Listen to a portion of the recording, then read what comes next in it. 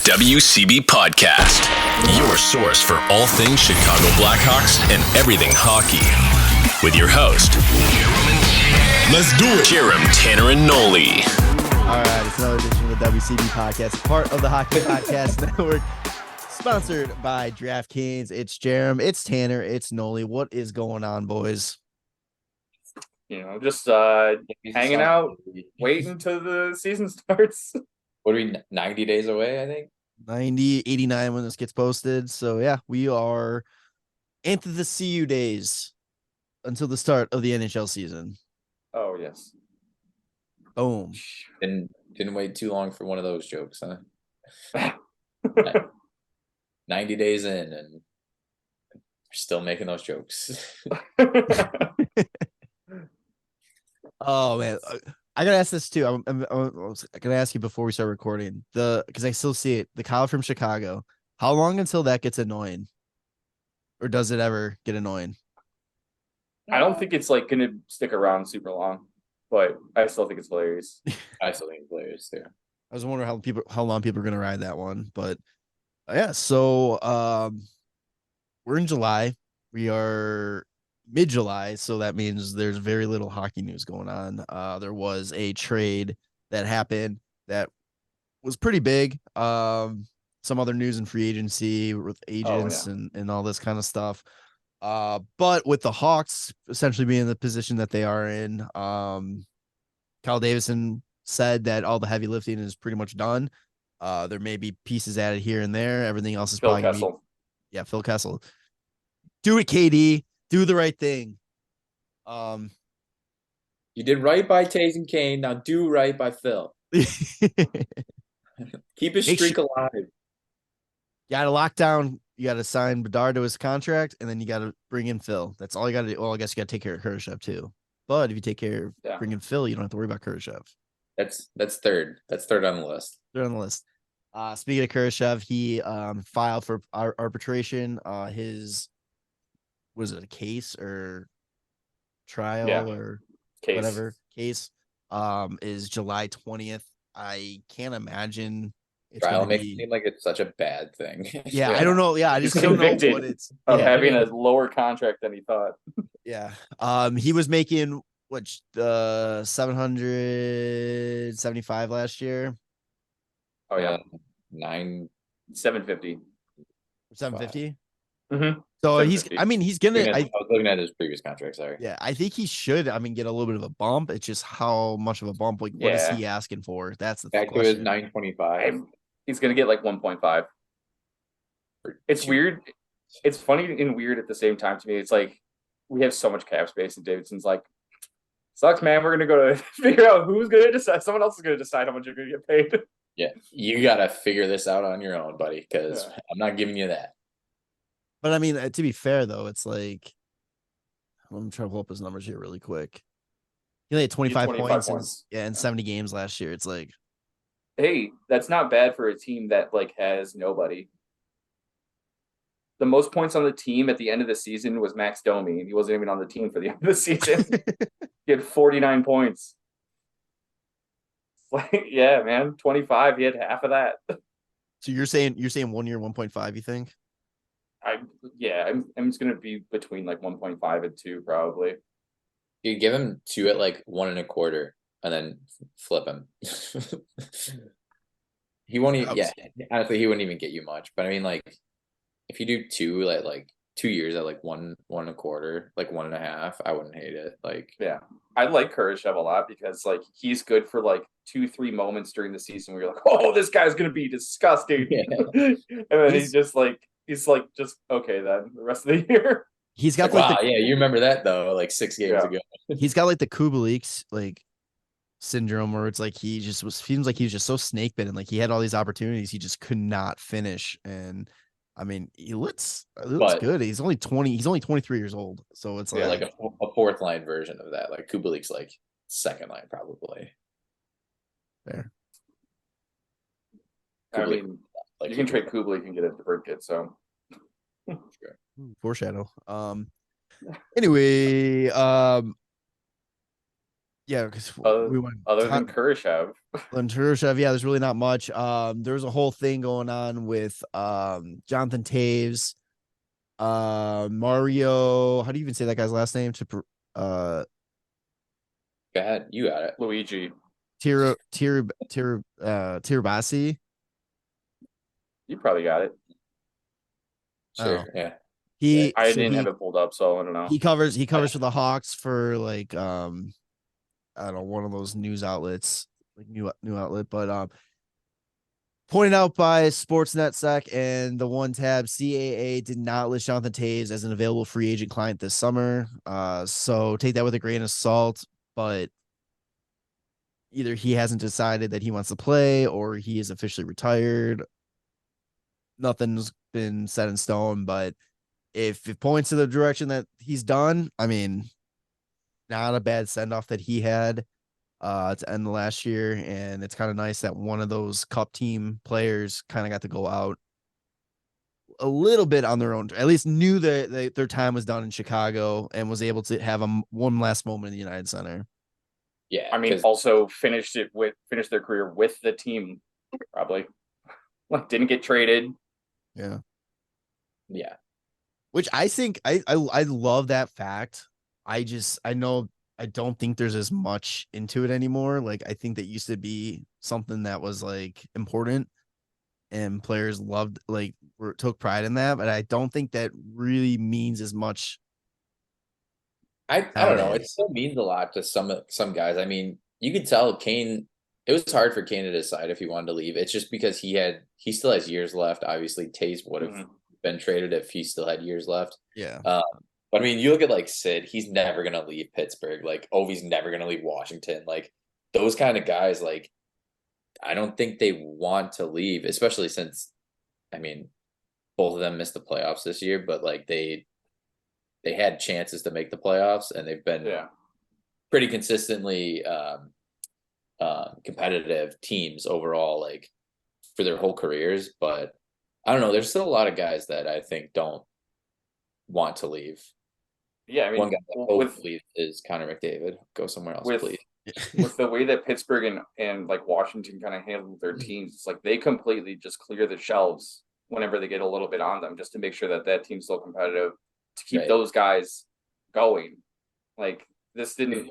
All the moves that the Hawks made were just towards the end of this was just awful.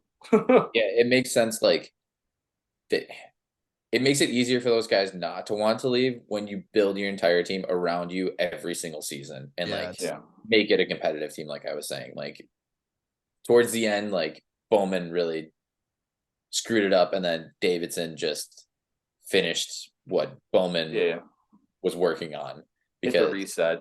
Yeah, because at that point you had to. But I mean, Bowman was just the worst at contracts. Like worst. I'm so glad you guys are the ones bringing up him fucking up, and it's not me for once. Yeah. You saw you fucking ripping pieces of like yellow pages down there, trying to fucking contain your anger about him. Well, it's like I just wonder too, though, kind of what you're saying. It's like it was clear as day the Hawks were going to end up having to do this rebuild while Kane and Toews were still on the team, and I just wonder if it wasn't for Bowman and the way he handled it, and if they kind of took the approach that KD's taken now, if it would have been an easier sell for them to stay on the team and be like, hey, hang around, let's finish this, and let's get you another shot in Chicago kind of thing, versus, hey, this is what we're doing because of the cards we were dealt. We got to kind of just get rid of everybody to restart and start this from scratch. Fortunately, that's probably going to mean you guys too, unless you guys really want to stay. But I mean, it was not appealing at all, obviously. Yeah, I mean, now it might be appealing because Bedard's here, but if you got a chance to go to a contender like it, you're going to go there, especially for Kane now that whole, like, he's been traded, played some games with another team, like made it to the playoffs, and like he's got that taste again. Now he's getting his surgery and everything. He's going to want to go to a contender and like make a run. He's not going to want to start over after just getting that taste again after, what was it? Fucking 7 years of no playoffs or 6 years, whatever it was. I mean, 2020, man. If you want to count, they got the playoffs. It's fair. It wasn't a long playoff run, but no. But I mean, they beat Edmonton in the play-in, which is hilarious. yeah, that was fucking unreal. That was so much fun. Remember we went to the drive-in fucking game 1? Yeah. That was Oh sick. yeah. That was so much fun. I forgot about that. That was a fucking what I weird picture time. like Kaner probably coming back in like 3 years if he's still playing, and like the Hawks are getting competitive. Give him the old Kaner coming back. The old Corey Perry down in Tampa get like 1 year, like $1 million until you just decide not to play anymore, or you get somewhere else again. Have somebody like unofficially, you know, Kyle Davidson can't talk to him like for tampering reasons, but be like, hey, 3 years we're gonna be competitive. You saw what Boston did with Bergeron and all those guys. Come on back and we'll get you your fourth cup. Yeah, bring Jarom back. Oh yeah. I mean, he's playing over in Sweden. He is. OG is doing some stuff with the prospects. Like he's with the organization. I saw that. Yeah, that was sweet. Do you see, speaking of the Host's last game thing, did you see Mrazek's playing goal? He's the only current active player on that roster so far. Oh, is he really? I didn't see. Yeah. I just saw the guess on who it was. I didn't see the actual who it out to be. Yeah, they announced Mrazek for it. I mean, I really hope that I wish they streamed that game. That'd be so fucking fun to watch. That's pretty cool. And then the last thing for Hawks Talk that I got, unless you guys have anything else, was I'm drawing a blank on the series called. What's those series called? Those videos? Oh, every shift. Every shift. They released episode 5 of that. Obviously it was talking more about the draft time and development camp, training week, whatever you want to call it, because the Hawks did a little bit different this year. Yeah, they weren't even on ice the whole week. Yeah, which watching what happened in Toronto, I think it might be for the best that they didn't do that. Jesus. Anyway, I didn't get a chance to watch it. You guys watched the whole thing. I just saw the clip when they were getting excited about, trying to get Oliver Moore trade up for him and then him falling to them at their pick. What was your guys' overall impressions of the whole video? Yeah, it's awesome. Especially that part where seeing Davidson work so hard because he was trying to trade up and hearing, I don't know who he was on the phone with, but he said something along the lines of he just got off the phone with somebody and he's he wanted the 19th and our first second. He's and something else. He's that's absolutely ridiculous. And I'm not doing that type thing. And then seeing how aggressively excited he got each time Moore didn't get picked and they ended up drafting exactly who they wanted without having to trade up. It just it got me so amped because this is the kid that they wanted anyways, and he should not have fallen to them. And it did. And they're excited. I'm excited. We should all be excited. That's what I'm saying. I quote tweeted they sent that little clip out of Detroit's taking whatever. And then when they heard the name, it's yes, he's getting pumped. And I'm when Winnipeg takes Colby Barlow. Yeah. He's you gotta be fucking kidding me. You gotta be fucking kidding me. And I said, I quote tweeted that clip and I was I know Bedard's getting all the shine right now. And Oliver Moore's kind of getting swept under the rug, but is if you watch this clip and this doesn't get you excited for this kid and what this future holds for the Blackhawks, you have to figure your shit out because just watching that, if I didn't know anything what we knew about Oliver Moore, seeing how pumped Kyle got with that, I'm fucking let's go. I was this kid is going to be the second coming of, Kane and Toews and let's go. I got so excited just watching that little clip. One of the things that he was talking about too, when he was trying to trade up, he was mentioning the 19 and the 41. He was that's not, they said that wasn't good enough. And he's just fuck. And then after they drafted more, I think there was more of it though too, where he's you gotta be kidding me. This is insane. This is crazy. Because I think he's saying that when they actually take in my impression is that it's during the third round when they ended up getting Nick Lardis because of him dropping. And he's you gotta be fucking kidding me. This is insane. It's Kyle from Chicago's having a day. It was what a draft, man. I can't get over how well this draft went for the Hawks. I'm hoping so bad it's the 2017 Dallas Stars draft for us. God. Yeah. It lines up really well. We already have a hopefully franchise defenseman from the previous draft. We have our franchise center going forward, and then hopefully from one of these past couple drafts, franchise goalie, maybe. We'll see. Well, that Slovak kid that they got in the second round. I was telling Nolly before you hopped on, Tanner. I was like, God, I hope this cap goes up like to 200 million, because the way this core is projected to go, it's like we're gonna need every fucking penny to keep all these guys together between Bedard, Moore, Nazar, Korchinski, Del Mastro, Reichel, the guy that I fucking already forgot his name again. The kid that we drafted with the second pick we got from Ottawa for DeBrincat last year. Ludwinski.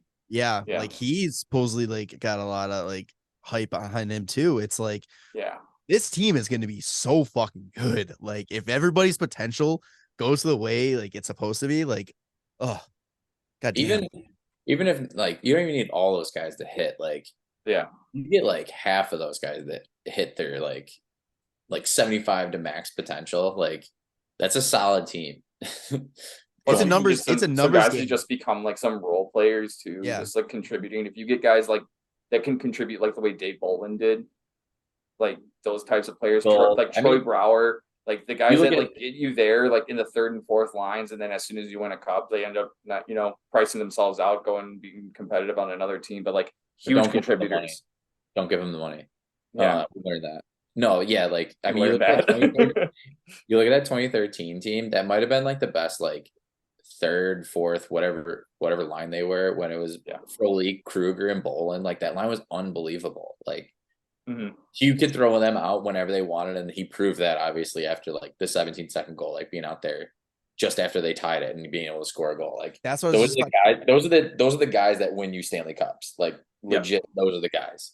That was what I was just about to say too, and you brought it up with the 17-second goal. Like with the 10-year anniversary passed in June, I was looking at old clips because I was trying to like put something together and I just ran out of time. But I was watching like when we were interviewing Bolin about it, and I think Potes asked him, he goes, or it might have been you, Nolly, but one of you guys asked, were you surprised that they put you back out there after tying the game up like, that close? And they're like, well, no, because at the end of the day, it was like the shutdown kind of thing. But it's like they also knew, they were like, shut this down, but if you got the chance, take the shot kind of thing. And it's like the confidence that it's like, it's just crazy that it's like, I know there's been good, obviously teams have won the Stanley Cup since and all this kind of stuff, but it's like, I don't know if you could describe like many teams that have won the Cups in past years that have been a solid 1, 2, 3, 4 lines that could go play against year 1, year 2, year 3. Like it's just incredible. Like, I'm sorry. I mean, I just get into that team again. Like I just get shut so down the whole Sedins anytime they played Vancouver. Yeah, like you throw their third line out there and they're shutting them down, and then that just leaves like lines 1 and 2 to just fucking run.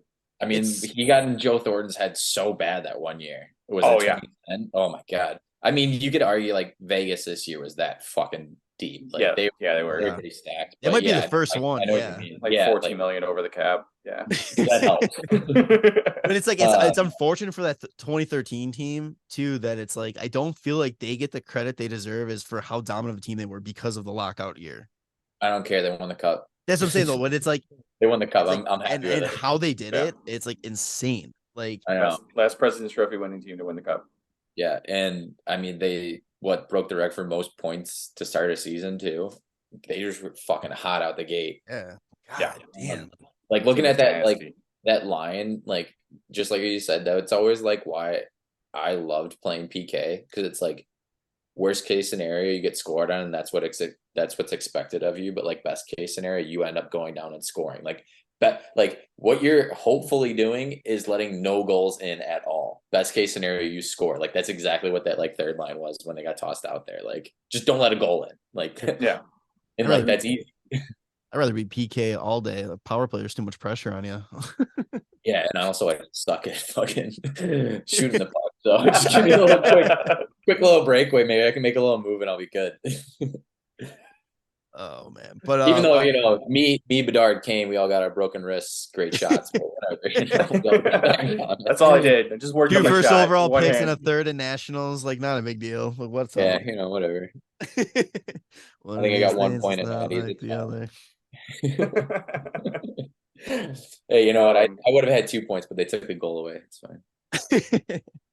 What else from that video was just from that video? Yeah, it was cool. It was just good seeing like the guys like they were like answering some questions, just like little quick interviews, and they're like they used like the Fifth Third Arena just kind of get one-on-ones with some kids and just like how they're reacting to like their first week on the Hawks.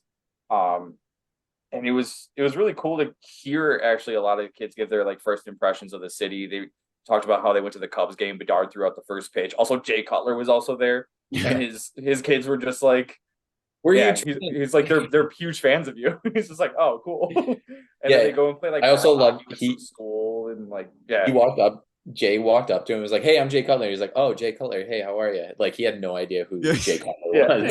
Yeah. I loved that. Bedard does not know how to throw, and he does not know how to swing a bat really that well. And you just like you look at him and go, "You are so hockey that you really don't know how to do other sports, do you?" You've never touched anything else in your life. Maybe a ping pong paddle. Maybe. Yeah. That's it. He's ridden a bike before. That's about it. Tour de France or NHL. Those were his two options. Jesus. Yeah, no, that was fun. Like you said, them at the school, that the kids just asking him like ridiculous questions like, how much is you gonna get made? How much is your contract gonna be? Yeah. And one of the kids asked something along the lines of like, who's your favorite actress? And he immediately just goes, oh, who do I think's the hottest actress? And the kid was like, no. He's like, that's what you mean though, right? Like, no, who's your favorite actress for their body of work? Yeah. What did he say? He didn't say anybody. He it deflected the question. He just flipped it right on that kid. Yeah. It's like, who's your favorite actress? But it just really kind of showed like the good leadership qualities that he's going to end up developing even more so. And just, like Nolly was talking about beforehand, like it was Richardson that was talking about how Oliver Moore mentions how Connor Bedard, just being around him makes him just want to be better as like a leader. And in the video, like, oh no, you know what? It is Kyle Davidson that talks about it because he's like, that's culture. That's how you build culture.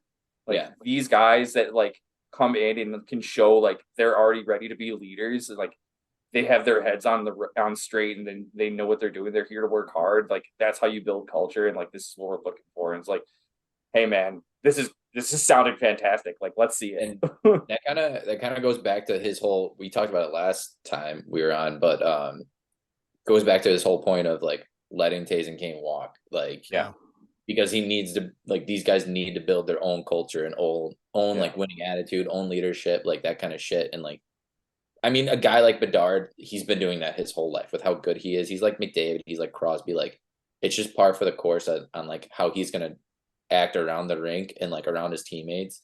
But like giving him the opportunity to just be himself and do it on his own and not have to follow, the footsteps of these legends of Blackhawks players. Like it's just the right move, and it's going just like everything fucking else. Kyle from Chicago, it's going exactly as planned.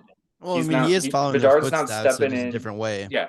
Yeah, I was gonna say exactly. Bedard's not stepping into the locker room, and it's not Toews and Kane's locker room. It's the Hawks locker room. Like they're right now they're leadership by committee. Like one of the things too in the video, after Bedard gets drafted, like Seth Jones calls him like right away, and he's like, that was really cool to hear from Seth Jones. Yeah, and Oliver Moore. It was just like the guys that you wouldn't really picture off the top of your head being like the first ones to call and congratulate these kids. But it's good to like obviously he's showing that kind of leadership, but more so I'm sure he's excited that this kid's gonna be fucking coming in and changing this franchise around. He just started making $9.5 million for 8 more years, and now like he's like, this is why I signed here. Like the guys Kyle from Chicago really knows what's up. God damn, I am so I gotta watch that video. Like it sounds awesome, but I love that behind the scenes. It's a good watch. I just like you said, like you're saying, what I really liked what you said is the Kyle Davidson going like, that's culture, like that's a culture, like and it's still gonna be a fucking battle for the Hawks to get in the good graces of like people, all that. But you know what? I don't give a shit at this point. It's like as long as they're doing right by the community and the fan base and all that, that's all I care about. And they're doing that. And I could not be more proud or happy to be a Hawks fan, seeing this new leadership making these changes and realizing like, hey, now's the time to do this and make this switch. Let's fucking go all in. And Bedard being the face of that, Well, I think you said he's a fucking robot, and then it's like, hey, he's our robot. So yeah, I mean, they're doing exactly what all the Hawks fans wanted by switching from Coke to Pepsi at the United Center. It's like back and forth for years. No, I don't even remember why I said that, but there was a video that came out of him, and it's just like, dude, this kid's a fucking robot. Like, I think everything he was he does, talking. Yeah, it was something he was talking about something during like one of the press. Yeah, things. I can't remember what it was. I wish I could. It was probably the one where he's talking about he has high expectations for himself. Like the outside pressure doesn't get to him. No, I think it was after that. I think there was another video of him talking. Because it was during development camp or whatever, development week or whatever. Yeah, I don't remember, but yeah, it's just all the answers are pre-programmed to like. It's like when you're playing like Be a Pro, and it's like, oh, your GM wants to talk to you. You got this answer or this answer, and it's just like best answer always. Like just click this one, make the GM happy. Just do this. Do you think he's sitting there and just studying those questions or those answers and just trying to like repeat those? And like, I think he's got like 6 answers to every question in his head, and that's it. Like it'd be it'd be so funny. Like it's like you start hearing, it's like, this sounds really fucking familiar, and you go play Be a Pro, and it's like, wait a second. He wrote the script. Yeah. To be fair, any hockey interview with any hockey player, you've got like a revolving like 10 minutes. Pucks in deep, boys battle hard. Yeah, boys battle hard, pucks in deep. Oh man. Anything else you guys want to touch on about the Hawks? No, I was just the interview of that baseball player I sent you guys.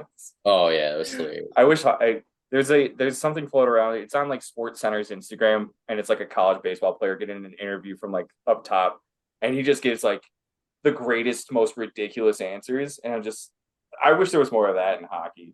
They're like, does anything make you nervous? And he's like, caves.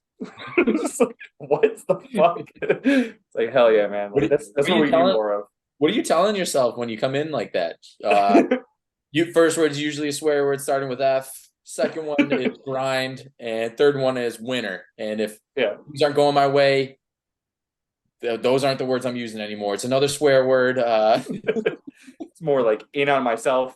Yeah. Yeah, that was great. Fucking great. Dude, those college baseball interviews are fantastic. Like the kids, like did you ever see the one where like I forget what team it was, but every interview they just tried to do absolutely ridiculous things behind the guy. Oh yeah. Try and make him laugh. Where they're like, they got guys on their shoulders doing the like with bats, like trying to push each other off and like jousting. Yeah, jousting. Yeah, or just like rowing a boat like behind them, and yeah, college. Wasn't there one where Marner did that though, and they're like eating popcorn, and then they try like as he's answering questions, they're trying to put popcorn in his mouth as he with like the London, Oh, with the London Knights, yeah, absolutely. Oh, yeah, it's juniors for you. All right, NHL. I got one thing on my list. Well, perfect segue. Hockey. Hawks into NHL. Hawks won the DeBrincat trade. Yeah. Fuck yeah, bud. Alex DeBrincat's saga in Ottawa, which I feel bad for him. I think it was getting blown out of proportion by the Ottawa media. I mean, that's just your typical Canadian media, though. But gets dealt to Detroit, signs a 4-year deal. I should fucking have this pulled up, the full trade. The deal? Yeah. 7875. Do you have the full trade too? Yeah. For Kubalik. Yeah. Go ahead, Tanner. No, you got it. Kubalik, Donovan, what is it? Sabrango. And then conditional first and a 4th rounder. I got the conditions here. Yeah, buddy. Detroit the condition for the first round is Detroit has the option to send their own or Boston's 2024 first round pick. In the event the Boston Bruins 2024 pick selection is top 10, Boston can retain the pick and transfer their 2025 pick instead. Detroit will then have the option of sending Boston's 2025 unprotected first or their own 2024 first to Ottawa. Who kept track of these conditions before Cap Friendly? I fucking just who had that one? Like these conditions are insane. I just love the conditions, man. I want to be like I want them to do like one of those behind the scenes videos that the Hawks are doing, but for just like breaking down how the negotiation for the conditions. Like I want your first, but no, you can only get if it's this. but we had this one too. But no, like that only it's like God, it's so fucking fascinating. The best one still was, what was it, Neil for Lucic? Like if Neil scored 15 more goals than Lucic did or something like that in the second round or just something insane. Like I love that shit. Oh, let's pull it up. Let's find it.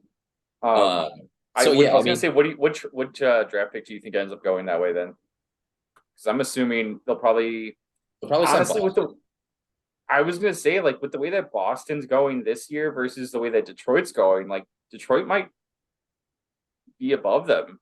That's true. And I would say that it might end up, they might just send Detroit's first rounder this year.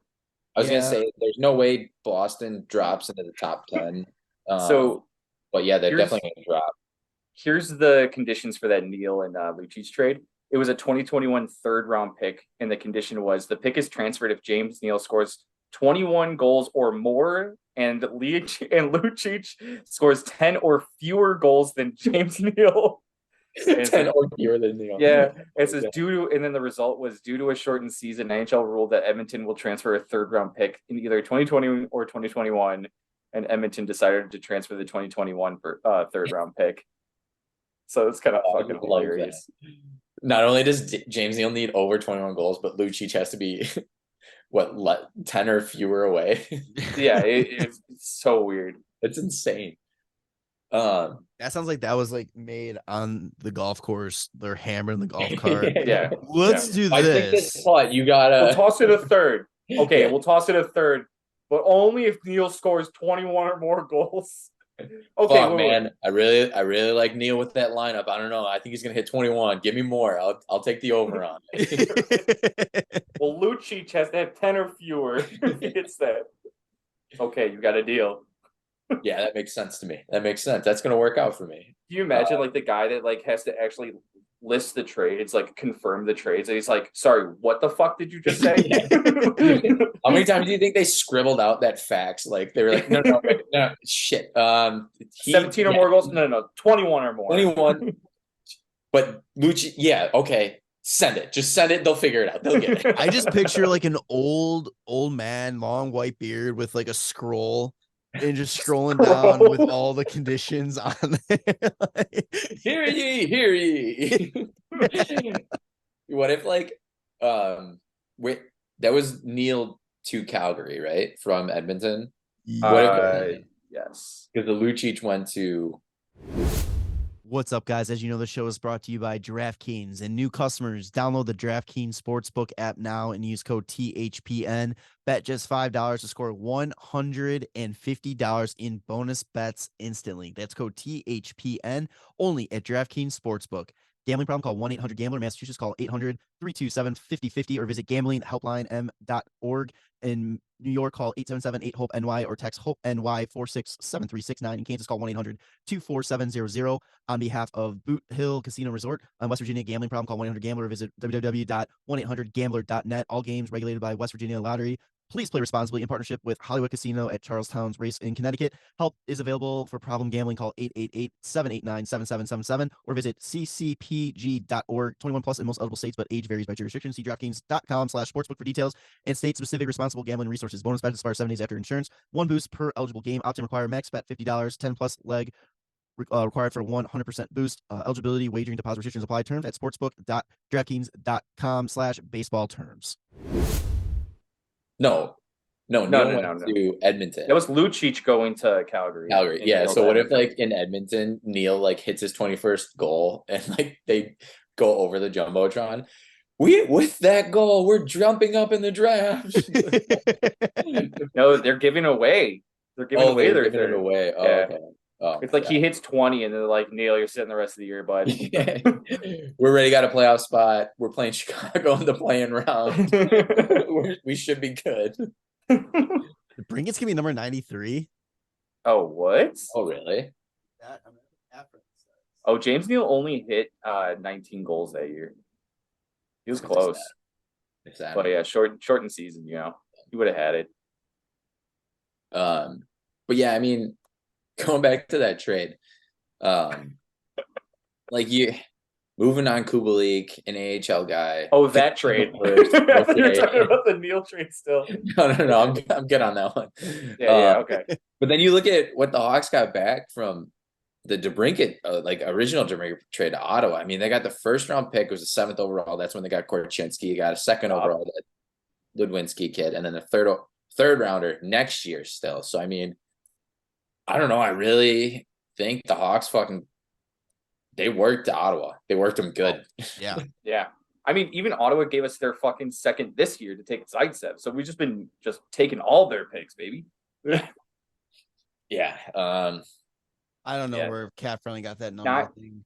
Well, the thing that like Ottawa didn't like do terrible. Like they had no choice really. Like right. They either qualify them, give them the $9 million this year, and then next year just lose them to UFA. And like they got something back. He really like most teams weren't going to make that trade. That knowing that like DeBrincat didn't want to sign their long term. There's only a couple teams, and literally Detroit's probably the only one.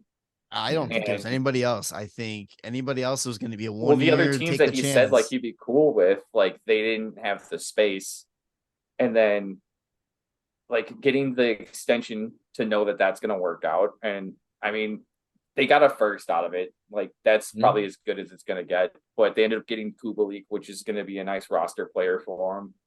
I mean, him and Giroux together, that'll be fine. Like, yeah, this Zabrango kid was a 3rd round pick in 2020.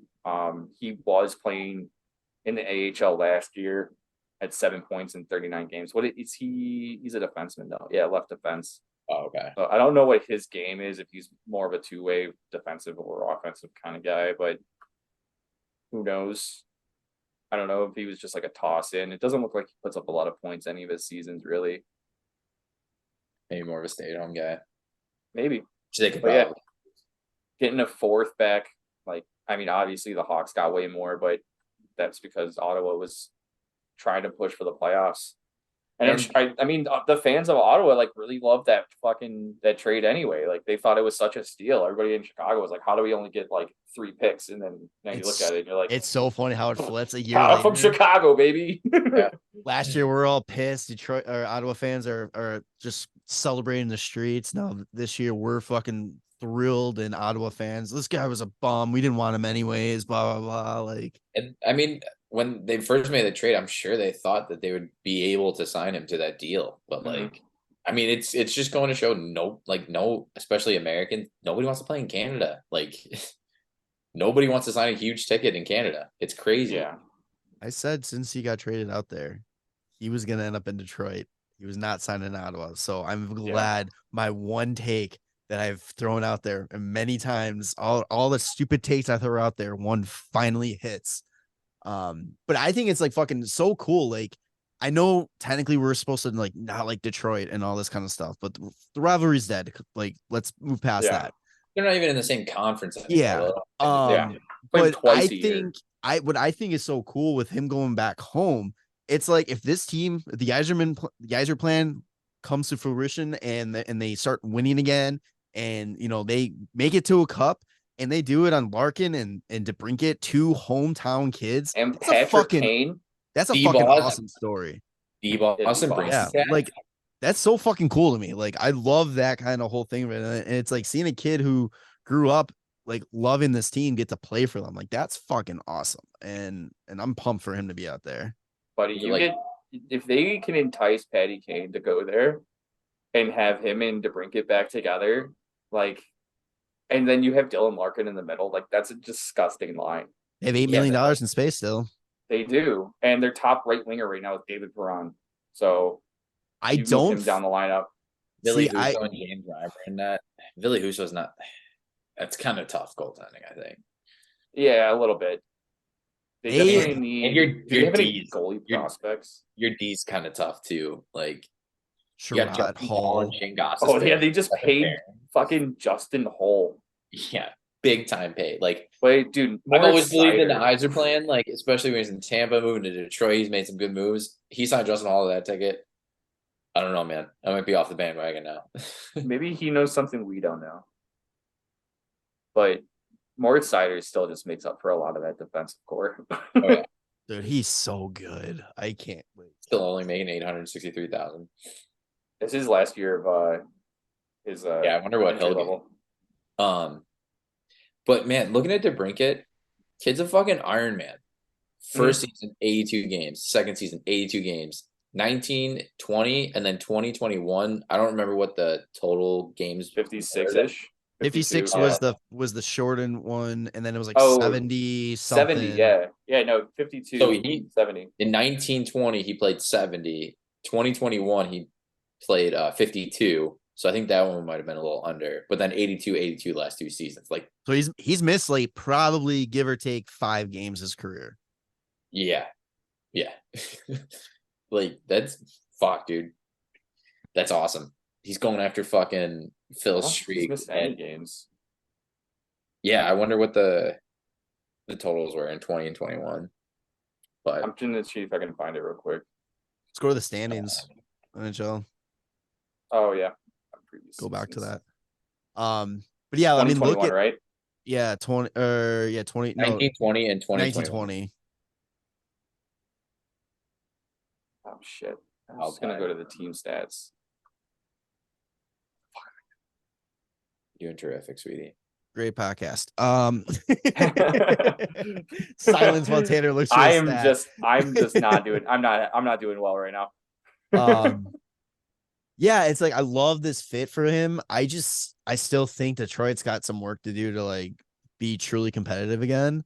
I think they took a huge step in the right direction though. To 56 games in 2021.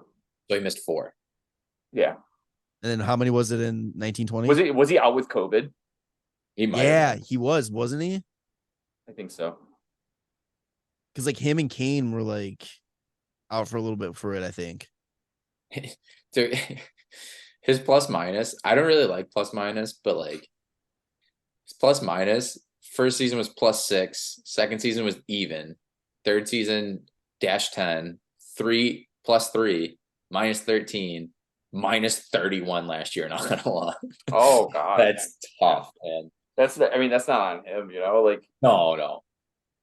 Because like, to 41 you think goals. about it too, like the line that he's on with Kane wasn't a very defensive line. So like, no, what happened?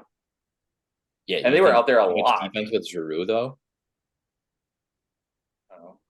Was he with Giroux and Stützle like most of the year or no? On and off, they were flipping around a lot, especially with all the injuries that they had. Yeah, they did have a ton.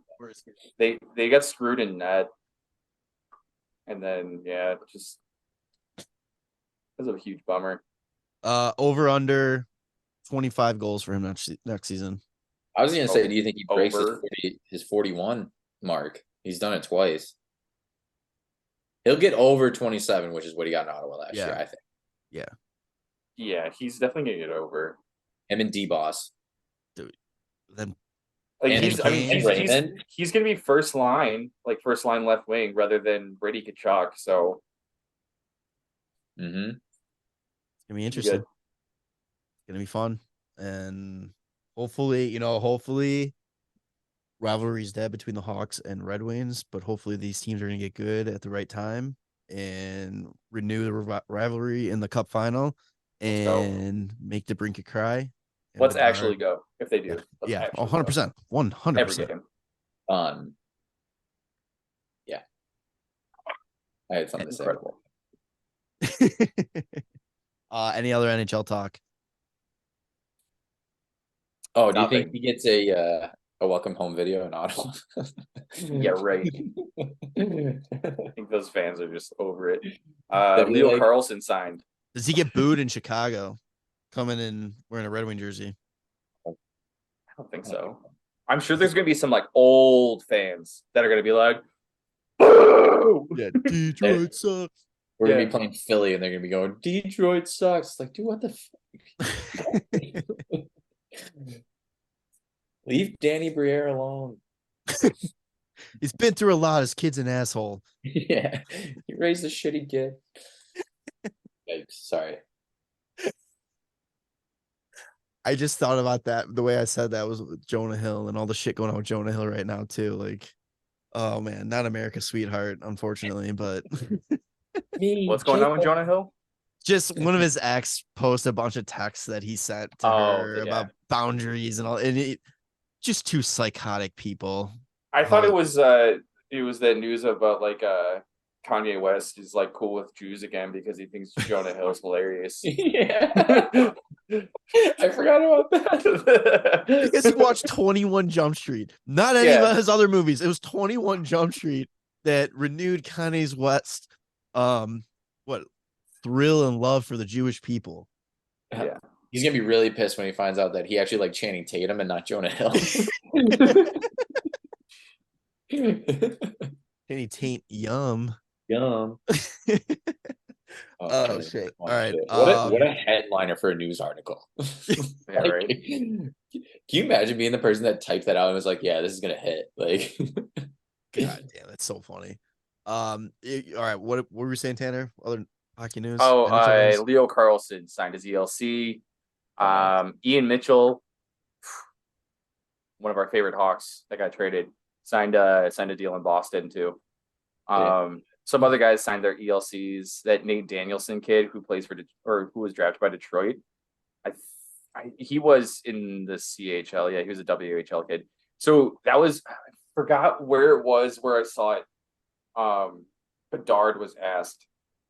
I think it was Bedard that was asked about it. Like, who's somebody that like wasn't really talked about a lot that really surprised you playing in the WHL or the CHL this year? He said that Nate Danielson kid. I was like, oh, of course, like Eisman gets him, and wasn't that the kid watch him be like a hidden gem? Wasn't he the one that was drafted while they were interviewing Bedard? Oh, I don't know, maybe He was interviewing Bedard.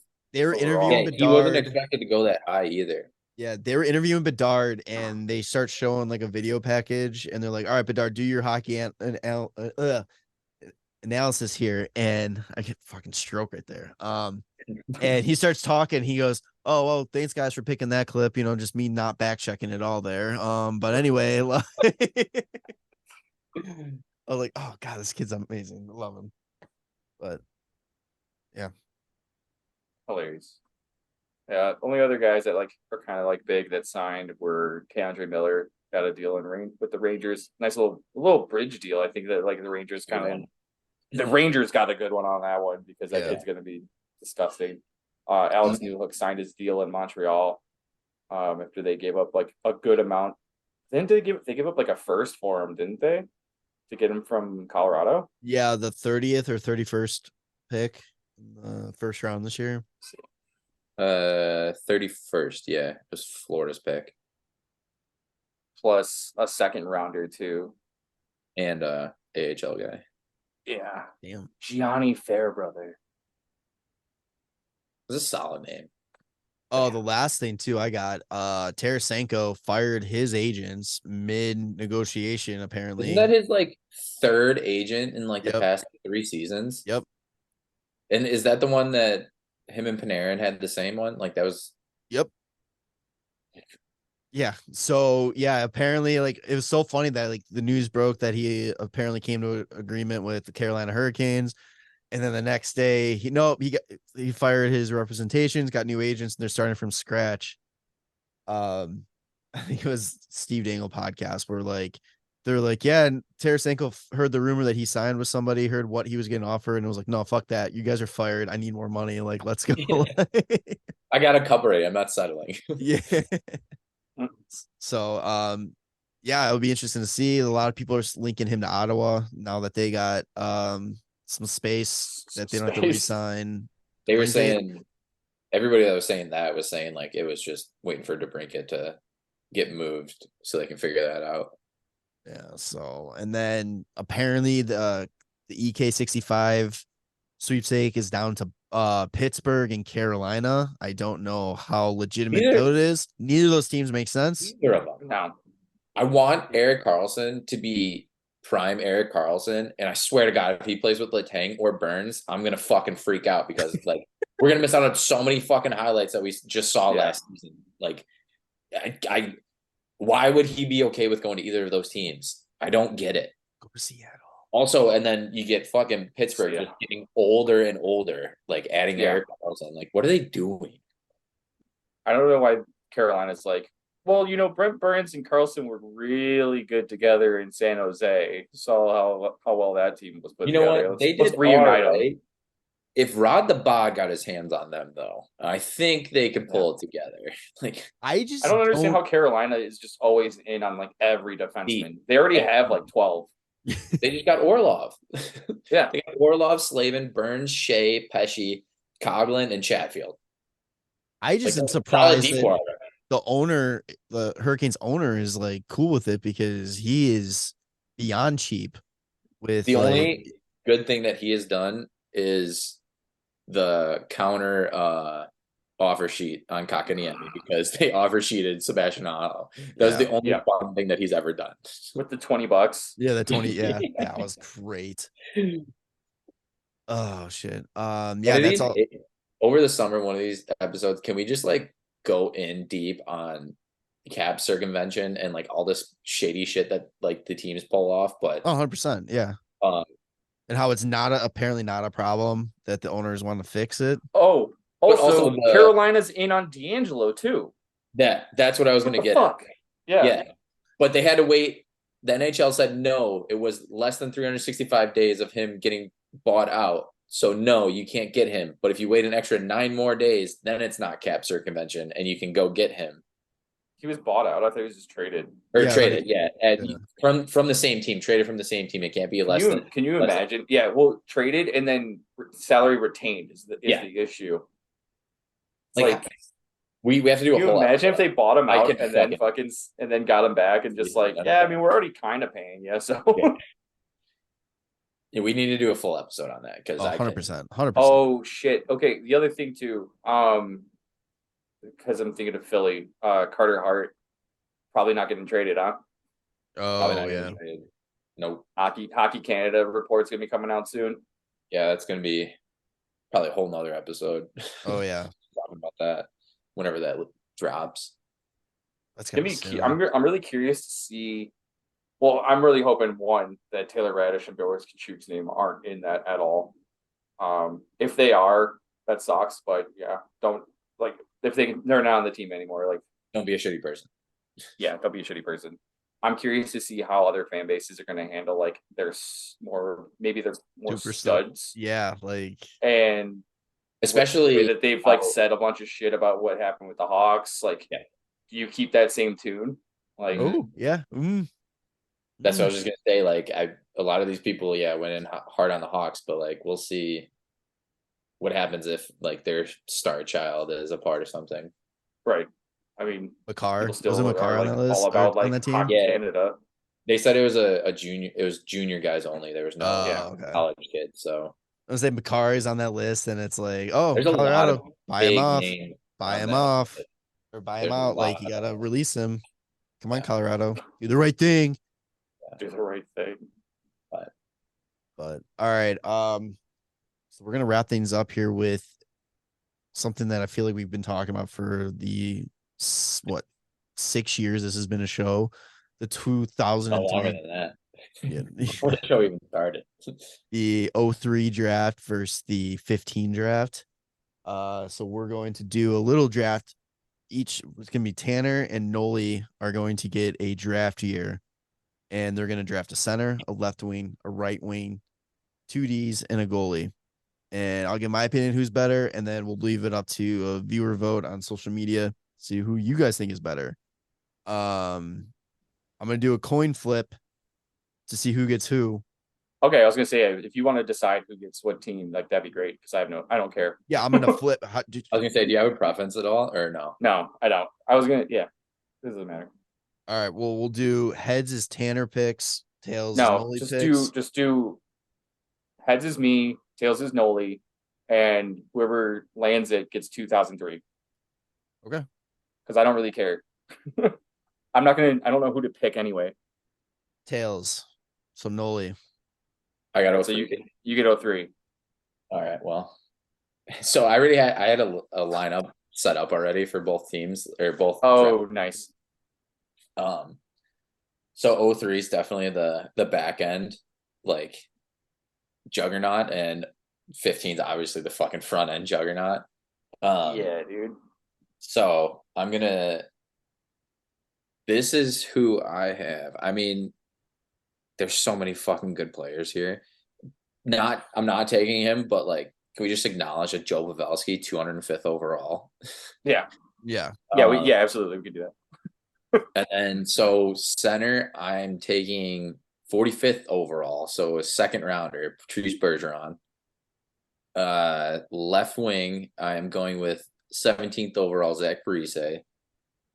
Right wing, add a little grit and a little goal scoring here. We're going 28th overall. We're going Corey Perry. Blackhawk legend Corey Perry to you. Make that money. 3-time Stanley Cup loser, Corey Perry. For my D, I'm going hardcore on D right here. I'm going Brent Seabrook, Mr. Clutch, and Shea Weber. And then in that, you got to go with the Flower. All right, yeah, he's first overall pick, right? Got to go Flower. It hurts me not to take Crawford, but got to go Flower. Oh, the fact that Marc-Andre Fleury only needs 15 more games played to reach 1,000 is pretty huge. Yeah. Not many goals hit 1,000 games played. We really got to enjoy the season too, because this might be it for him. I think he kind of even hinted at, because this is last year of his deal with Minnesota. So it's sure he doesn't go with family anywhere again. Yeah. All right, Tanner. Well, man. I want to see what your team is compared to what I wrote down. I mean, I'm just going off on the fly right here, but obviously you got to go McDavid, right? Like, there's not a shot and like without that fucking guy on that team. Right wing, I think it gets a little interesting. I didn't realize that apparently Sebastian Aho was drafted as a right wing.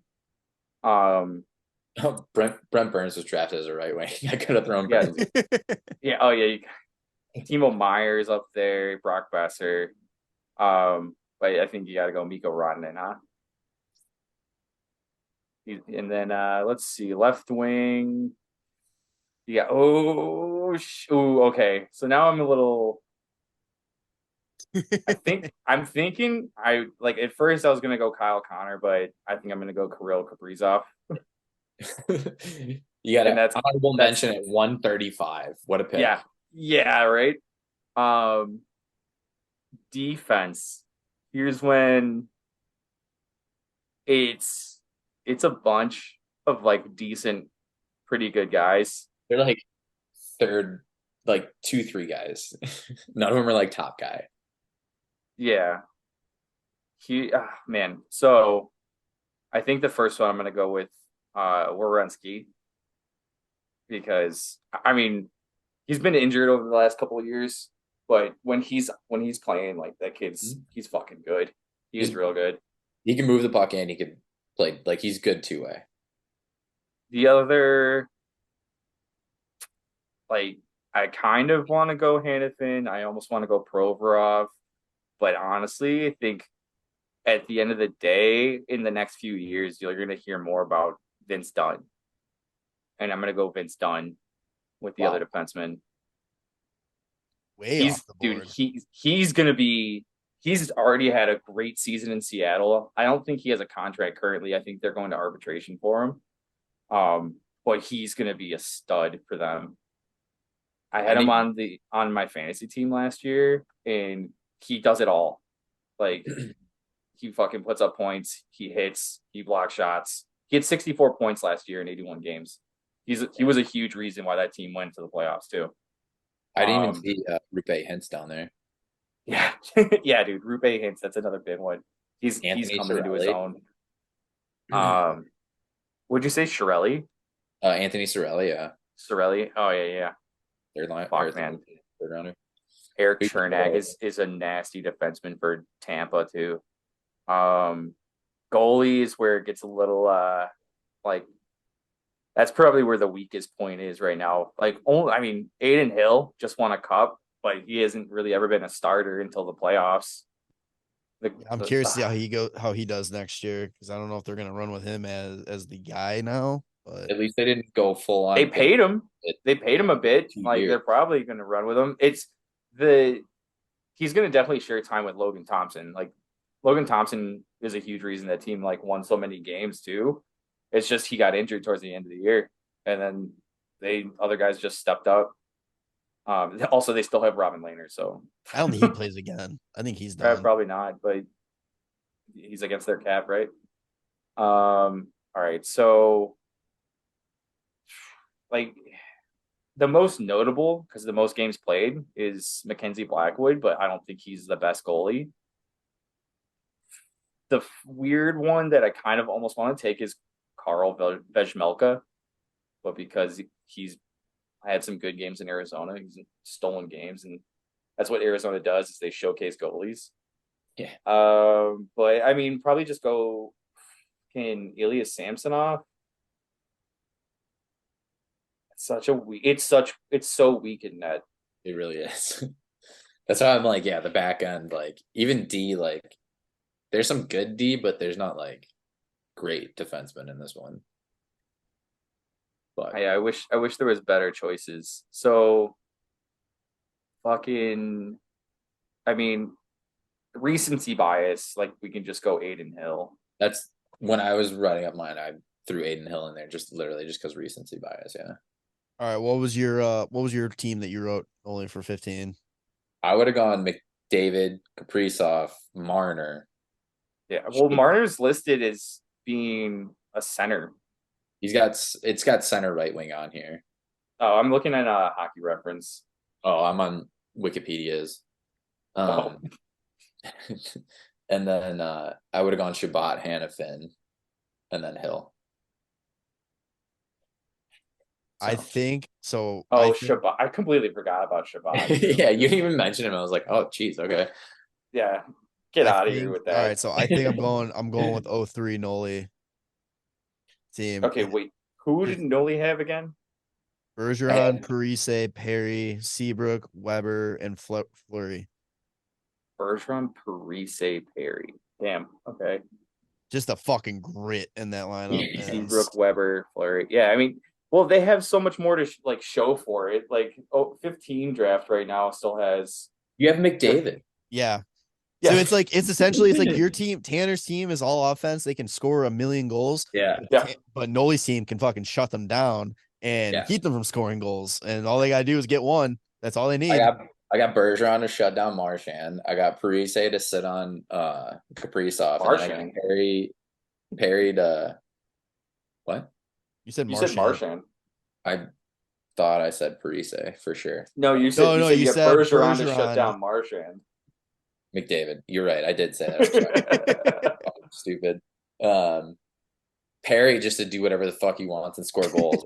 Seabrook, Weber, and Fleury in the back end. And Fleury's keeping it light at least for the boys. So you know what I would think? You know what I think would be really interesting is at some point in the future doing another redraft, but leaving out round one and having to choose one player from each round outside of maybe rounds 1 and 2, because it goes what? Well, I mean, 03 went 7 rounds? Yeah. And then now it only goes does it go 7 or does it go 6? No, it goes 7 now. I think it was 8. I think it was 8. 9. It's 211. The Hawks had also 2015 draft. Hawks had the very last pick and then fucking had nobody. Everybody else gets somebody pretty fucking good, roster player. The only player to ever play for the Hawks or play the NHL in that draft for the Hawks was Dennis Gilbert, and he got traded.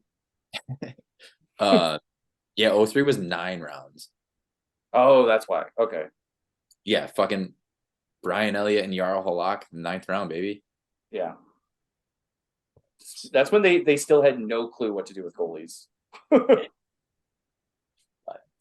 right, well, let us know which team you prefer, Tanner's 15 or Nolly's 03. I like this.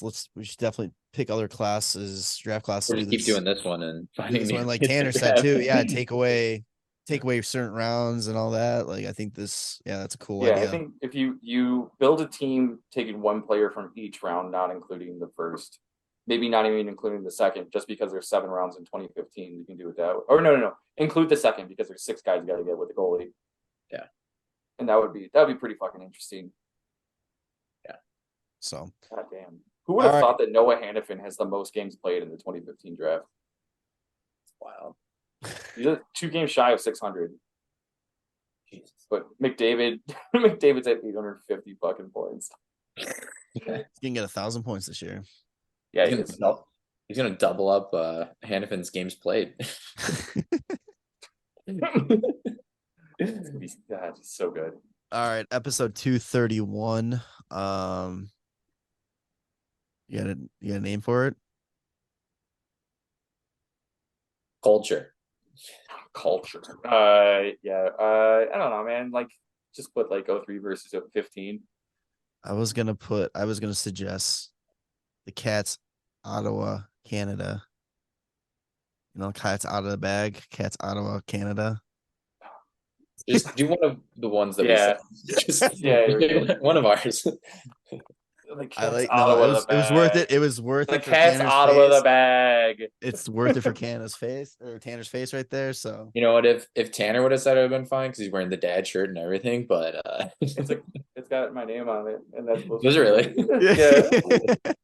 Yeah. Awesome jokes. That's Pretty great. great. It's good stuff.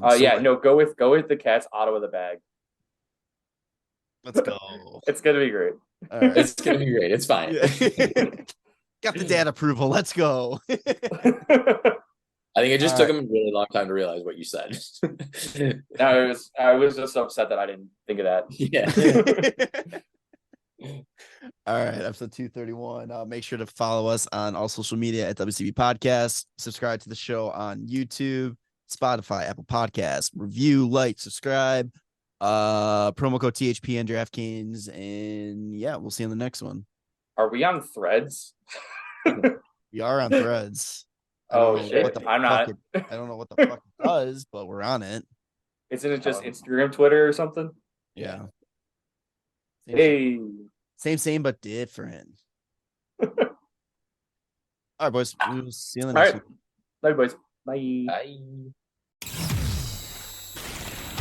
Thanks for listening to the WCB podcast. Be sure to subscribe wherever you heard this podcast. To connect with Jarom and Tanner, check out the boys at WCB Podcast on all social media. We'll see you next time.